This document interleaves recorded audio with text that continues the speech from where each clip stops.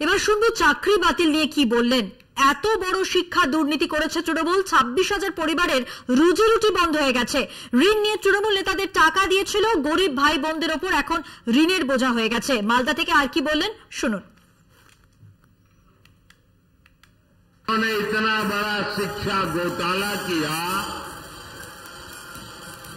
26,000 परिवारों की रोजी रोटी ठप हो गई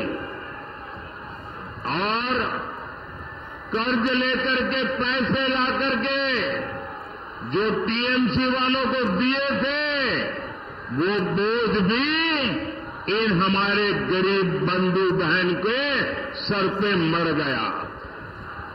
जबकि बीजेपी सरकार है जो केंद्र सरकार में पूरी पारदर्शिता से युवाओं को नौकरी दे रही है। পাশাপাশি প্রধানমন্ত্রীর আজকের বক্তব্য আপনাদের শোনালাম। ইন্ডিয়া জোট নিয়ে যে বক্তব্য রেখেছেন তিনি, পাশাপাশি যেমনটা বলেছেন চাকরি বাতিল নিয়ে, সেখানে দুটি বক্তব্যে স্পষ্ট তিনি তৃণমূলকে নিশানা করছেন।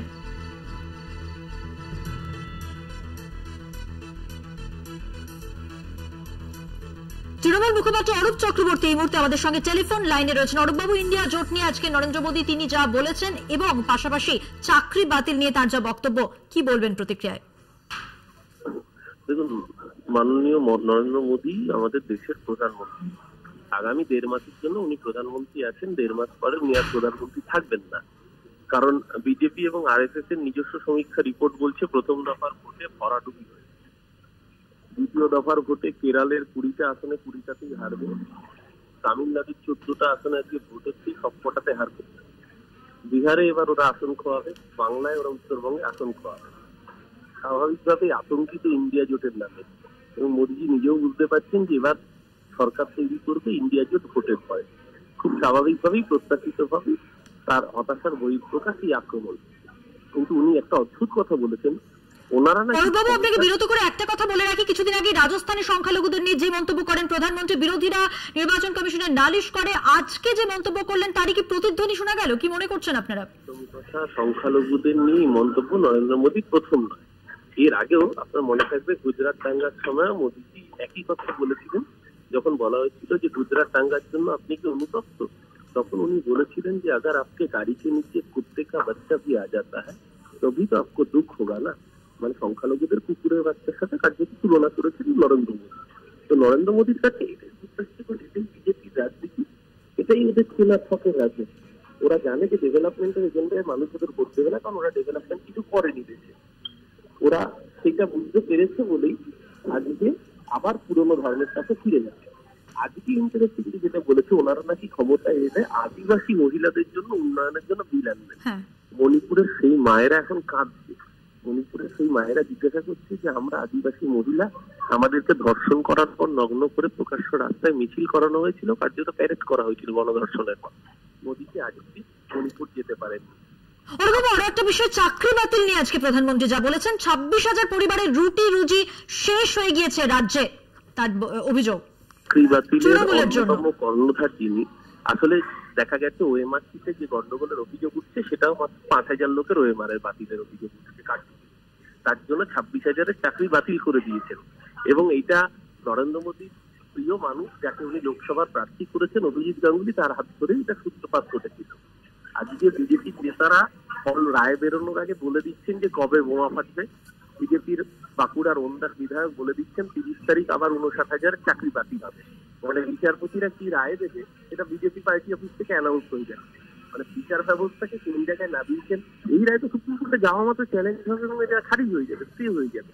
তো নরেন্দ্র মোদী ভোটে জেতার জন্য যে 26,000 যুবক-যুবতীর জীবন নিয়ে খেললেন, এরপর নরেন্দ্র মোদীর দল নির্বাচনের মাধ্যমেই পাবেন, প্রত্যাখ্যান করবে বাংলার সেই সমস্ত শিক্ষকরা যাদের চাকরি অন্যায়ভাবে খেয়ে নিয়েছেন নরেন্দ্র মোদীর দল। আর যারা ব্যাপক কেলেঙ্কারির মতো কেলেঙ্কারি করে সারা দেশে সবচেয়ে বেশি চাকরি চুরি করেছে, যারা ত্রিপুরার 10,373 জন শিক্ষককে স্থায়ী করবে বলে তাদেরকে কার্যত ঘাড় ধাক্কা দিয়ে বিদায় দিয়ে দিচ্ছে, তাদের থেকে দুর্নীতি নিয়ে যত কম কথা শোনা যায় তত ভালো। ইলেকটোরাল বন্ড সারা পৃথিবীর ইতিহাসে সবচেয়ে বড় দুর্নীতি। বেশ, অনেক ধন্যবাদ কথা বলার জন্য অরূপ বাবু। আমরা কথা বললাম তৃণমূল মুখপাত্র অরূপ চক্রবর্তীর সঙ্গে। মালদা সভা থেকে প্রধানমন্ত্রী নরেন্দ্র মোদী আজ যা যা বললেন আপনাদের সামনে তুলে ধরলাম। কথা বলবো, আমাদের সঙ্গে টেলিফোন লাইনে রয়েছেন আমাদের মালদার প্রতিনিধি গৌতম চক্রবর্তী। গৌতম, তৃণমূলকে নিশানা করে নরেন্দ্র মোদী অনেকগুলো কথাই বলেছেন, অনেকগুলো বক্তব্য তা স্পষ্ট করেছেন। একদিকে যখন বলছেন যে বাংলায় কোনো কাজ কমিশন ছাড়া হয় না, অন্যদিকে তিনি দুর্নীতিকে দায়ী করছেন তৃণমূলের চাকরি বাতিল নিয়ে। সব মিলে কি বার্তা দিতে চাইলেন? বলে রাখি যে এই গরম 40-42 ডিগ্রি টেম্পারেচারের মধ্যে প্রায় 2.5 থেকে 3 লক্ষ মানুষ মোদীকে একটা উষ্ণ অভ্যর্থনা জানায়, এবং এই কারণে মোদী কিন্তু প্রথমে বলেন যে গত জন্মে আমি মনে হয় বাংলাতেই জন্মেছিলাম। এটা বলার সঙ্গে সঙ্গে সমস্ত মালদাবাসীর মন এক অর্থে জয় করে নেন। পাশাপাশি একটা কথা বলেন যে এই রাজ্য সরকারকে ঘুষ না দিলে কোনো কাজ হয় না। কেন্দ্র যে সমস্ত প্রকল্প বরাদ্দ করেছে সেই প্রকল্পগুলো এই রাজ্য সরকার এই রাজ্যে সাধারণ মানুষের জন্য তারা লাগু করেনি। গৌতম, আপাতত ধন্যবাদ তোমাকে বিরত করলাম, তার কারণ এই মুহূর্তে আমাদের সঙ্গে কংগ্রেস মুখপাত্র সৌম্য রায় রয়েছেন টেলিফোন লাইনে। সৌম্যবাবু, ইন্ডিয়া জোটকে নিয়ে নিশানা করেছেন মোদী। তিনি বলছেন মহিলা আদিবাসীদের বিরুদ্ধে আইন আনতে চায়, বিদেশ থেকে এক্সরে যন্ত্র এনেছে কংগ্রেসের শাহজাদা।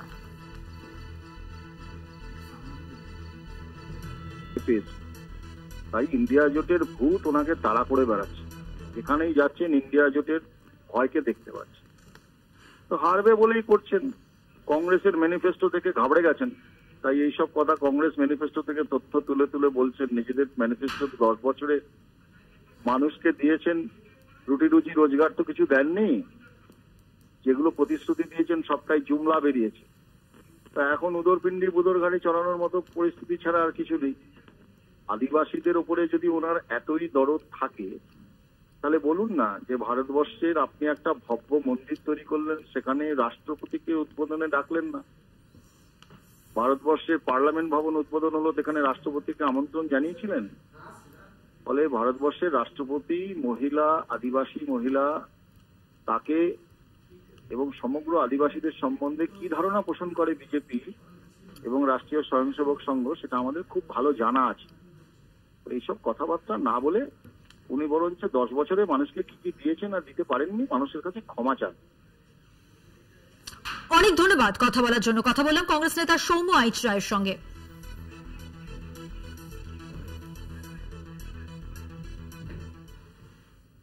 এখন এই পর্যন্তই। ধর্মযুদ্ধ 2024 দেখুন জুহিতার সঙ্গে পরবর্তী সময়। ততক্ষণ দেখতে থাকুন কলকাতা টিভি, রাত দিন 7 দিন।